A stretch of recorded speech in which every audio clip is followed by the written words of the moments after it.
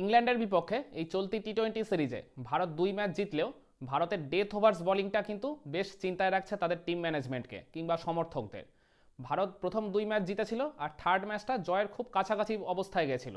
মানে প্রথম ইনিংসে বোলিংয়ের একটা সময় তো মনেই হয়নি যে ভারত ওই ম্যাচটা হারতে পারে, কিন্তু তারপরে ওই শেষের দিকে ওই ডেথ ওভার্সের বোলিংয়ে বোলারদের ওই জায়গায় extra bit of run concede করে দেওয়াটাই ম্যাচ শেষে দেখা গেছে পার্থক্য করে দিয়েছে। তো ভারত মানে তাদের ব্যাটিং মানে মানে হয়েছে প্রথম 2 ম্যাচে ভালোই হয়েছে, কিন্তু থার্ড ম্যাচে সেভাবে ক্লিক না করলেও ওভারঅল ভারতের এই ব্যাটিং লাইন আপ নিয়ে তো সেরকমভাবে প্রশ্ন তোলার কোনো জায়গা নেই। ভারতের বোলিংটাও যথেষ্টই ভালো, তাদের পারফরমেন্সও যথেষ্ট আপ টু দ্য মার্কই হচ্ছে, কিন্তু ওই একটাই মানে চিন্তার বিষয় ওই ডেথ ওভার্স, মানে ওই 16 নম্বর ওভার থেকে 20 নম্বর ওভার, এই শেষের দিকে 4-5টা ওভার দিকে গিয়ে ভারতের বোলাররা খেই হারিয়ে ফেলছে, আর যার ফলে ওই সুযোগটাই কাজে লাগাচ্ছে আর কি প্রতিপক্ষের ব্যাটাররা। আপনারা একটা জিনিস খেয়াল করে দেখবেন, ওই ইডেন গার্ডেন্সের প্রথম টি-20 ম্যাচে আমরা ওই মানে 17 ওভারের মধ্যে ইংল্যান্ডকে কিন্তু 7-7টা উইকেট ফেলে দিয়েছিলাম। এরপর লাস্টের 4টা ওভারে মানে তখন ইংল্যান্ডের হয়ে ব্যাটিং করছিলেন ওই আদিল রাশিদ আর জোফরা আর্চার, দুই টেল এন্ডার। তো এরা আর কতই বা রান করবে, তো এদের উইকেটটাও তুলে ফেলাটা ওই জায়গায় খুব একটা বেশি মানে মানে কি বলবো মানে কষ্টসাধ্য হওয়ার বিষয় নয়। তো সেখান থেকে আর কি ওই দুজন মিলে তুলে ফেললো শেষ 4 ওভারে 29 রান। তারা ঠুকঠুক করে আর কি খেলে ওই 29টা রান যে অ্যাড করে দিল আর কি তাদের স্কোর কার্ডে, সেটাই আর কি অনেক মূল্যবান হয়ে গেল। যদিও ভারত ওই ম্যাচটা কমফর্টেবলি জিতেছিল, কারণ ইংল্যান্ড মানে আলটিমেটলি স্কোর কার্ডে খুব বেশি রান তুলতে পারেনি, মাত্র 132 তুলেছিল। তো তারপরেও আর কি শেষ 4 ওভারে ওই আদিল রাশিদ আর জোফরা আর্চার মিলে আমরা তাদেরকে 29 রান কেন মানে তুলতে দেবো। এরপর সেকেন্ড ম্যাচটার দিকে তাকান চেন্নাইতে, ওইখানেও কিন্তু ওই লাস্ট 4 ওভারে মানে ওই মানে আদিল রশিদ আর জোফরা আর্চার তারাই মূলত ব্যাটিং করেছিল। তো তারা মিলেই তুলে দিয়েছিল ওই জায়গায় 30টা রান, আর মানে লাস্ট ওভারে ওই মার্ক রুট গিয়ে একটা বাউন্ডারি মেরেছিল। মানে মোদ্দা কথা ইংল্যান্ডের টেল এন্ডাররাই লাস্ট 4 ওভারে ওই জায়গায় ভারতের বোলারদের থেকে বেশ ভালো মতোই রান তুলে নিচ্ছে। আর ভারতের বোলাররা ইংল্যান্ডের মানে দেখা যাচ্ছে খেয়াল করে প্রথম 16টা ওভারে বেশ আর কি ভালো বোলিং করছে, নিয়ম করেই প্রায় প্রত্যেক ম্যাচে 6টা-7টা উইকেট তুলে নিচ্ছে। ওই চেন্নাই ম্যাচেও ঠিক তাই হয়েছিল, ওই 16 নম্বর ওভার শেষে ইংল্যান্ডের 7-7টা উইকেট চলে গেছিল। ওই লাস্ট 4 ওভারেই আদিল রশিদ আর জোফরা আর্চার মিলে প্রথম 2 ম্যাচে ওই 29 আর 30টা করে রান অ্যাড করে দিয়েছে। তবুও ভারত যেহেতু ওই প্রথম দুটো ম্যাচ জিতে গেছিল, সেই কারণেই এই বিষয়টা নিয়ে অতটা কেউ আলোকপাত করেনি বা মাথা ঘামায়নি। কিন্তু মানে এখন তো আর কি আলোকপাত করতেই হবে, এখন এই বিষয়টাকে গুরুত্ব দিয়ে দেখতেই হবে, কারণ রাজকোটে থার্ড টি-20 ম্যাচটা ভারত মানে ঠিক এই জায়গাটাতেই হেরেছে বলে আমি মনে করি। এই ম্যাচেও খেয়াল করে দেখবেন 16 নম্বর ওভার শেষে ইংল্যান্ডের স্কোরটা ছিল 8 উইকেটে 127। মানে প্রথম 2 ম্যাচে ইংল্যান্ডের 7টা উইকেট পড়েছিল 16 নম্বর ওভার শেষে, আর এই ম্যাচে তো আমরা 8টা উইকেট ফেলে দিয়েছিলাম। মানে এখান থেকে মানে ম্যাচ যে আমাদের পক্ষে একদম প্রবলভাবে থাকবে, আমরা যে ইংল্যান্ডকে আন্ডার 150 অল আউট করে দেবো, এটাই তো এক্সপেক্টেড। কিন্তু এই জায়গায় সব হিসাব এলোমেলো হয়ে গেল ওই রবি বিষ্ণয়ের করা ওই 17 নম্বর ওভারটা। লিয়াম লিভিংস্টোন তখনও স্বীকৃত ব্যাটার হিসেবে ক্রিজে ছিলেন, আর তিনি মূলত ওই টর্নেডো চালিয়ে দিলেন রবি বিষ্ণয়ের উপর, 3-3টা ছক্কা মেরে ওই ওভার থেকে নিলেন 19টা রান। কিন্তু তারপরও আমি মেনে নিলাম 17 নম্বর ওভার শেষে ইংল্যান্ডের স্কোরটা ছিল 8 উইকেটে 146। তারপরে আর কি ওই 18 নম্বর ওভারের প্রথম বলেই তো লিভিংস্টোনের উইকেটটা হার্দিক পান্ডিয়া তুলে নিয়েছিল।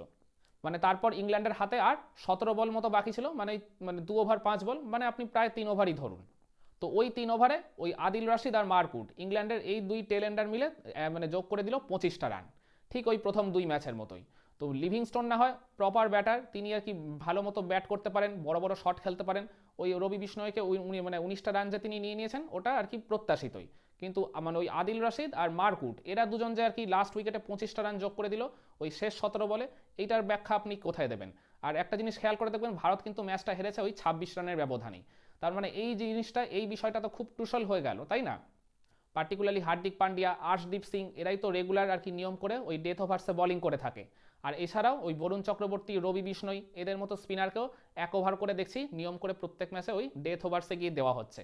তারা কোনো ম্যাচে ভালো করছেন, কোনো ম্যাচে আবার মার খেয়ে যাচ্ছেন। পার্টিকুলারলি রবি বিষ্ণই ওই চেন্নাই ম্যাচেও দেখেছিলাম ডেথ ওভার্সে 1 ওভার বোলিং করে তিনি বেশ অনেকগুলো রানই কনসিড করে দিয়েছিলেন।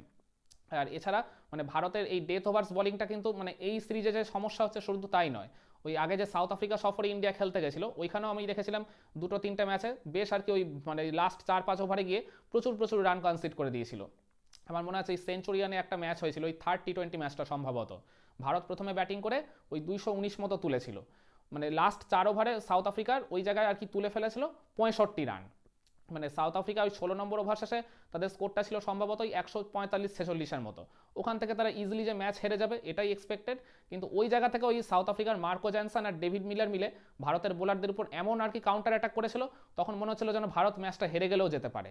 কিন্তু ওই শেষ ওভারে আর কি ওই হার্দিক পান্ডিয়া বা আর্শদীপ সিং মানে ভালো বোলিং করায়, ওই জন্য ভারত ম্যাচটা জিতে গেছিলো, তাও মাত্র 11 রানের ডিফারেন্সে।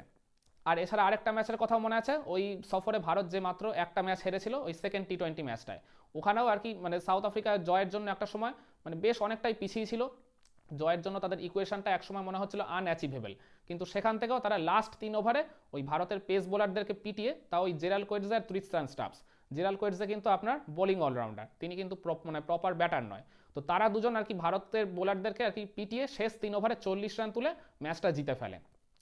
তো এই কারণে আমি বারংবার বলছি ভারতের বোলাররা প্রথম দিকে আর কি যতই ভালো বোলিং করুন না কেন, প্রথম 15টা-16টা ওভার তারা দারুণ বোলিং করছেন, মানে কনসিস্টেন্সি মেনটেন করেই ওই জায়গায় বোলিং করছেন পেস বোলার স্পিনাররা, কিন্তু শেষ দিকে গিয়ে এই আর কি লাস্ট 4 থেকে 5টা ওভার যেখানে আর কি প্রতিপক্ষের ব্যাটাররা সবসময় বোলারদেরকে টার্গেট করে থাকে, রান এই জায়গায় আর কি বের হয়ে যাওয়াটা একটা খুব ক্রুশাল জিনিস আর কি, এই জায়গায় মানে বলতে গেলে এইটাই শেষমেশ গিয়ে ম্যাচের ভাগ্য করে দেয়, আর ঠিক যেটা হয়েছে এই গত টি-20 ম্যাচটায়।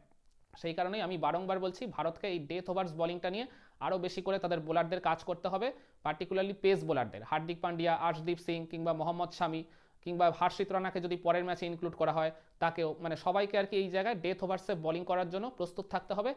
বরুণ চক্রবর্তী কিংবা রবি বিষ্ণয়কে আমি বল দেওয়ার খুব একটা পক্ষপাতী নই, আমি চাই যে এরা দুজন যেন লাস্ট 4 ওভারের মধ্যে বোলিং আর না পায়, এদের কোটা যদি কমপ্লিট করতে হয় তার আগেই যেন শেষ করে দেওয়া হয়, তারপরেও যদি একটা আধটা ওভার করার প্রয়োজন পড়ে আমি বলবো ঠিক আছে, একটা ওভারের জন্য ওই জায়গায় কিন্তু প্রপারলি নেটে প্র্যাকটিস করাটা অত্যন্ত ইম্পর্টেন্ট।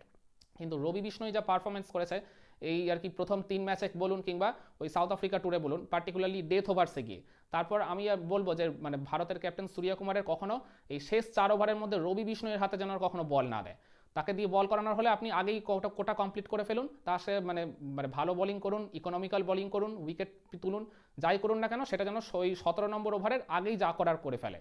কিন্তু মানে আমি বলবো স্পিনারদের মধ্যে এই জায়গায় মানে এই পার্টিকুলারলি ডেথ ওভার্সে ভারতের হয়ে সবচেয়ে কার্যকরী ভূমিকা পালন করতে পারেন আকসার প্যাটেল।